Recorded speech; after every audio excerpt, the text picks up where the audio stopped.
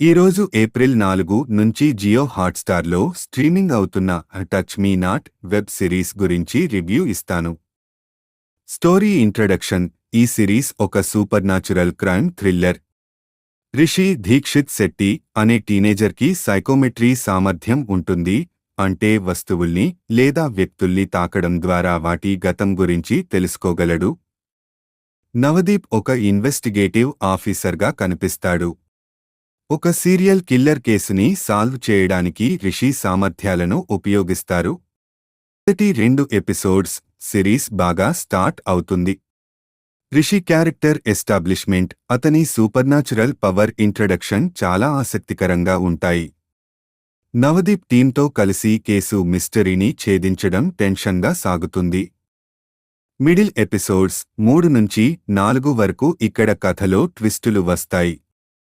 రిషి సామర్థ్యాల వల్ల కేసు గురించి కొత్త క్లూస్ బయటపడతాయి, కానీ కొన్ని సీన్స్ సాగదీతగా అనిపిస్తాయి. సస్పెన్స్ బాగున్నా కొంచెం స్పీడ్ తగ్గినట్టు ఫీల్ అవుతుంది. Technical aspects. సినిమాటోగ్రఫీ అద్భుతంగా ఉంది, ముఖ్యంగా డార్క్ సీన్స్లో మిస్టరీ వైబ్ బాగా కనిపిస్తుంది. మహతి స్వర సాగర్ బ్యాక్గ్రౌండ్ మ్యూజిక్ సస్పెన్స్ని పెంచుతుంది. ఎడిటింగ్ మాత్రం కొన్ని చోట్ల ఇంకా షార్ప్గా ఉండొచ్చు. క్లైమాక్స్. ఎపిసోడ్స్ 5 నుంచి 6 వరకు చివరి 2 ఎపిసోడ్స్లో సస్పెన్స్ పీక్స్కి వెళ్తుంది. కిల్లర్ ఎవరనేది రివీల్ అవుతుంది, కానీ కొంతమందికి అది ఊహించినట్టే అనిపించొచ్చు.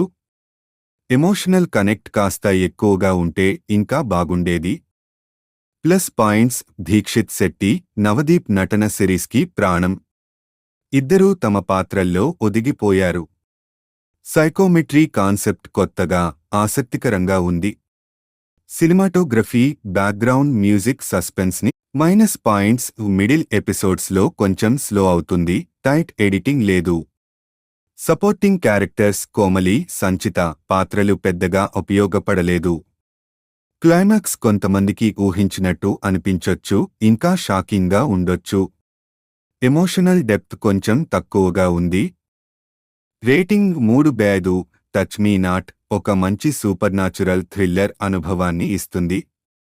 సైకోమెట్రీ కాన్సెప్ట్, నటన, టెక్నికల్ వాల్యూస్ సిరీస్ని ఆకట్టుకునేలా చేస్తాయి.